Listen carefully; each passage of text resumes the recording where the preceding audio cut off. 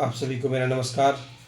मैं अमर सिंह आप लोगों के सामने एक बार फिर कुछ जो मन में उधेड़-बुन चल रही थी या जो उथल-पुथल मची हुई थी काफ़ी दिनों से, उन कुछ विषयों पर बात करने के लिए आप लोगों के सामने हूँ।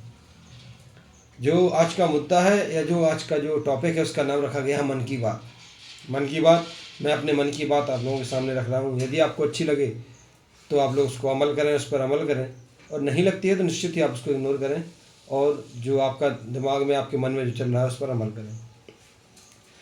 विषय आज की स्थिति या अभी के जो जो रुझान चल रहा है, हमारे यहाँ माहौल चल रहा है, उस पर है, जिसमें सबसे ज़्यादा जिस चीज़ से मुझे अंदर से बहुत ही बुरा लगता है कि हमारे युवाओं को कुछ भी समझने की, कुछ भी सोचने की जो शक्ति है वो कहाँ छीन हुई है और कैसे।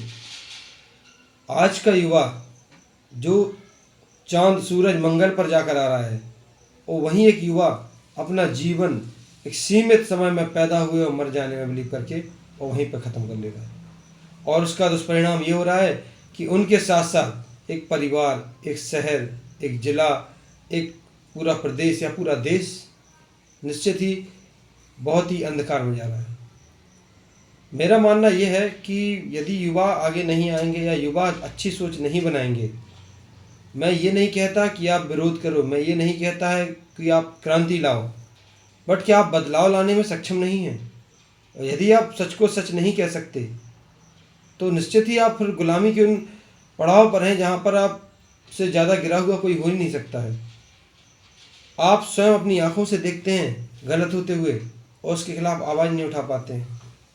आप इस पर तो बिलीव करते हैं कि मेरे पर कोई बात आई है, पर इस पर नहीं जाते हैं कि कुछ चीज़ें जो ऐसी होती हैं जिन पर हमें बोलना ज़रूरी है। अगर हम नहीं बोलेंगे तो हमारी आने वाली पीढ़ी निश्चित ही उसका परिणाम भोगेगी। मैं चाहता हूँ कुछ ऐसी चीज़ें हैं जैसे कि समाज में अभी चुनाव का समय चल रहा है, लोगों ने धारणा बना रखी है कि शराब पिलाकर, नोट देकर हम वोट लेंगे, 5 साल राज करेंगे। उसी में हमारे कुछ समाजवादी लोग होते हैं जो अपने समाज के लिए ज़्यादा सोचते हैं कि मेरे समाज का प्रधान बनेगा, मेरे समाज का जिला पंचायत बनेगा, मेरे समाज का बीडीसी मेंबर बनेगा, मेरे समाज का ब्लॉक प्रमुख बनेगा। ये क्यों आप बना रखे हैं समाज से, या आप समाज को ही क्यों इतना मानते हैं कि नहीं सिर्फ मेरे समाज का व्यक्ति ही विकास कर सकता है। क्या आप लोगों ने देखा नहीं है 5-5, 10-10 साल, 15-15 साल लोग आप पर राज करके गए हैं, आपके यहाँ प्रधान बनकर रह चुके हैं। क्या किसी ने आपका कुछ ऐसा कर पाया जिससे कि नाम हुआ हो? कुछ ऐसा हुआ है जिससे कि आपको लगा हो विकास हो? आज मैं 20 साल से देख रहा हूँ, जब से मैंने होश संभाला है, कि विकास के नाम पर सिर्फ खाना पूर्ति होती है। कोई भी कार्य होता है उसको कराने की शुरुआत ज़ोर शोर से होती है, उसकी जो निर्माण होता है वो भी ज़ोरों शोरों से होता है, परंतु उस निर्माण के बाद या उस चीज़ के बन जाने के बाद क्या उसकी देखरेख उस सही तरीके से होती है?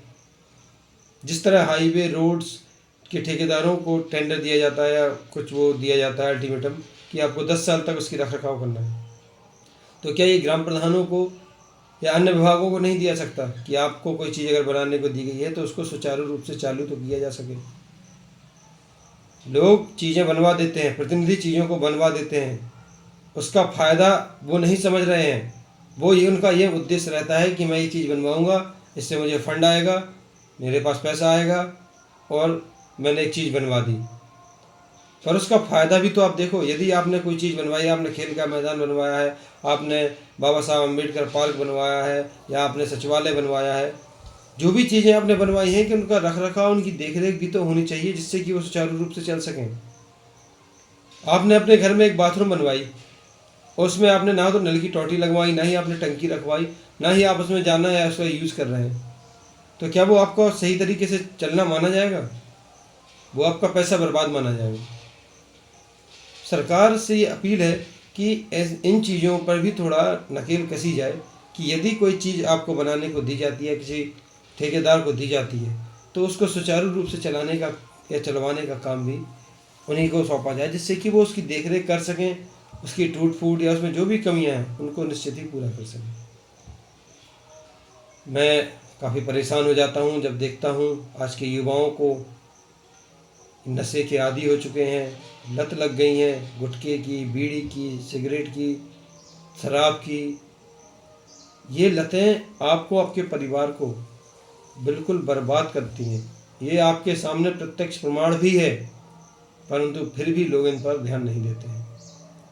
और कुछ लोग अपना उल्लू सीधा करने के लिए, अपना काम निकालने के लिए भी इन चीज़ों का एक हथियार बनाते हैं, जिससे कि युवाओं को, लोगों को शराब पिलाकर, लालच देकर या कुछ भी ऐसी चीज़ें करवाकर जिससे कि वो उनके बस में आ जाए।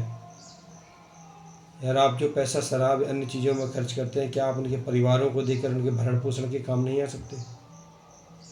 आज आप शराब पिला रहे हैं, आज आपने शराब पिला दी, सामने वाला खुश हो गया कि मुझे उस व्यक्ति ने शराब पिलाई, ये बिठा के अपने पास बिठा ला, अपने साथ बिठा ला, परंतु 6 महीने पिला दोगे आप?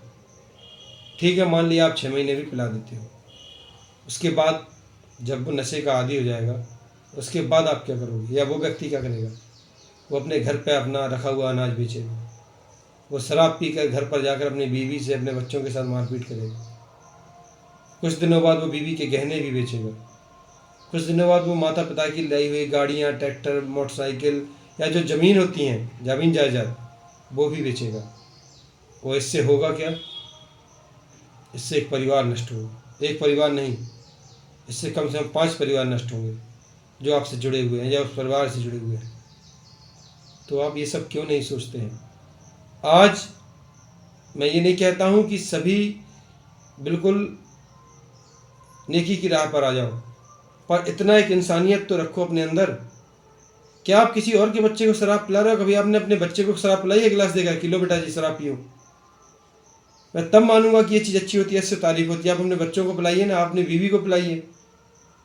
यदि वो कहेंगे नहीं ये अच्छी बात है या आपको अच्छा लगे, आपका ज़मीर आपको इस चीज़ की गवाही देगा कि आप अपने बच्चे को शराब पिलाएंगे? नहीं देगा। तो आप कैसे किसी और के बच्चे को, किसी और के पति को आप शराब पिला सकते हैं? आपको ये लगता है कि मैं ये सब कुछ अपने फ़ायदे के लिए बोल रहा हूँ या मैं कोई सहानुभूति बटोरने के लिए कर रहा हूँ, ऐसा कुछ भी नहीं है। मैं ये चाहता हूँ कि सुधार हो। जब तक युवा अपने बारे में खुद नहीं सोचेगा, ये सोचकर काम नहीं करना कि अरे उसने मुझे अपने साथ बिठा लिया, उसने अपने पास बुलाया है, उसने बुलाया है तो मैं उसके हर बोली हुई बात पर अमल करूँगा। नॉलेज होनी चाहिए किसी को। पढ़ा लिखा व्यक्ति होगा। क्या पढ़ाई लिखाई करना सिर्फ नौकरी ही उद्देश्य होता है? पढ़ाई लिखाई से आपका मानसिक डेवलपमेंट होता है। आप अपना सही और गलत का निर्णय ले सकते हैं। आप ये सोच सकते हैं कि मैंने कहाँ गलत किया है, कहाँ मैंने सही किया, या क्या मुझे करना चाहिए और क्या मेरे परिवार या मेरे घर के लिए बेहतर है। लोग कहते हैं गुंडागर्दी, क्राइम। मैं एक पहली चीज़ कहूँगा कि क्रिमिनल कोई पैदा नहीं होता है। क्रिमिनल हमारा समाज, हमारे लोग, घर परिवार के लोग, गांव के लोग, क्षेत्र के लोग बनाते हैं उसको। और जब वो बन जाता है तो फिर उसकी फितरत वो बदलती नहीं है। कोई भी शरीफ व्यक्ति उसको इतना प्रताड़ित किया जाएगा कि वो क्रिमिनल बनने पर मजबूर हो जाता है। यदि कोई जवाब नहीं दे रहा है, यदि कोई आपसे लड़ नहीं रहा है, तो इसका मतलब ये नहीं होता है कि वो कमज़ोर है या वो कोई डरा हुआ है। वो बहुत आगे का सोची चलता है। गंवार लोग होते हैं, अनपढ़ लोग होते हैं जो लड़ने के लिए आमादा हो जाते हैं। आपको पता है, आप लड़ गए, आपके माँ बाप हाथ पैर जोड़ेंगे पुलिस वालों के सामने, पुलिस प्रशासन के सामने, कानून के सामने। फाइनेंशियल कितना परेशान होंगे, पैसे लाएंगे, समस्याएं होंगी, पूरा घर अस्त व्यस्त हो जाता है, आपके बीवी बच्चे परेशान। आप कैसे किसी को मार सकते हो? ऐसे लोग उकसाएंगे, लोग उकसाते हैं, इतना उकसाते हैं कि मैं निश्चित ही कहूँगा कि जब इंसान का दिमाग पूरा भर जाता है तो ये सोचता है कि अब क्या होगा, मार देंगे या मर जाएंगे। तो ये नौबत क्यों आने देते हैं? आप समझदार हैं, छोटी छोटी बातों को इग्नोर करना सीखें। अगर कोई छोटी बात हो जाती है, किसी ने कुछ बोला है तो ठीक है, लेट इट गो, जाने दो। जरूरी नहीं है कि उससे आप भिड़ो या उससे बात करो। या आपसी भेदभाव, आपसी मनमुटाव ही गांव, जिले को, प्रदेश को बर्बाद करते हैं। जहां आपसी तालमेल अच्छा होगा, आप छोटी छोटी बातों को इग्नोर करेंगे, अच्छे मुद्दों पर सही के साथ खड़े रहेंगे, गलत का विरोध करेंगे, तो निश्चित ही बदलाव होगा। लेकिन सोचना नहीं है। युवाओं को अपना दिख रहा है कि मैं क्या कर रहा हूँ, मैं सही हूँ। जहाँ मैं आ जाता है वहाँ इंसान बर्बाद हो जाता है। और ये होगा आगे चलकर, आप अभी देख रहे हैं और आगे भी मैं आपको बताऊँगा कि बहुत से ऐसे लोग हैं जो इनके अंदर मैं आया और वो बर्बाद हो गए। मेरा सभी युवाओं से अनुरोध है, मेरा सभी माता पिता से अनुरोध है कि इन चीज़ों से अपने बच्चों को, अपने परिवार को बचाएं जो आपको बर्बाद करने की योजना बना रहे हैं। अपनी ताकत को समझें, सही इंसान को चुनें, सही व्यक्ति के साथ बैठें, सही आचरण बच्चों को दें, सही ज्ञान दें। आप लोग क्या करते हैं, आपके बच्चे ने कुछ गलत किया, मैं ये नहीं कहता कि बच्चे ने गलत किया उसको बिल्कुल बहिष्कार कर दो, पर उसको इतनी सज़ा तो दो कि उसको लगे कि आगे से मैं दोबारा गलती नहीं करूँगा। आज बच्चे ने आज क्राइम किया, आपने जाकर थाने में या कचहरी में जाकर उसका राजीनामा, उसका जो भी हुआ सिस्टम बना के उसको बाहर करवा दिया। उससे क्या हुआ, उसको आपने उसको डांटा नहीं, आपने उसको प्रताड़ित नहीं किया कि बेटा ये गलत है, आपने क्यों ये किया। उसको थोड़ी तो सज़ा मिलनी चाहिए। आज आप बचा लेंगे, कल वो फिर जाके वही करेगा, क्योंकि उसको पता है उसके माता पिता उसे बचा लेंगे। तो ये मानसिकता क्यों है? माता पिता कब तक हैं? जब माता पिता इस दुनिया में नहीं रहेंगे तब क्या करोगे आप? बहुत सी चीज़ें हैं सोचने वाली। आपको बार बार आगाह कर रहा हूँ, गलत होता हुआ देखो, गलत लगे तो रोको उसको बोलना सीखो। सिर्फ यूनिटी बना लेने से, टीम बना लेने से या कोई संगठन बना लेने से आप बड़े नहीं हो जाओगे। अच्छे कार्य ही आपको बड़ा करते हैं। आज के समय में जाति या धर्म से कोई छोटा या बड़ा नहीं होता है, अपने कर्मों से छोटा या बड़ा होता है।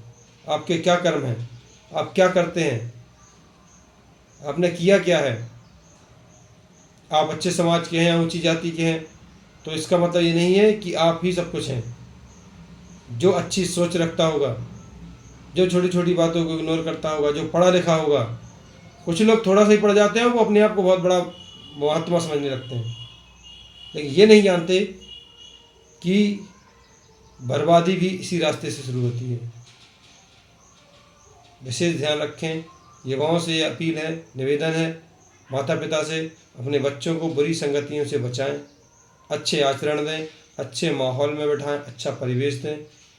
बस। जय हिंद, जय भारत, भारत माता की जय।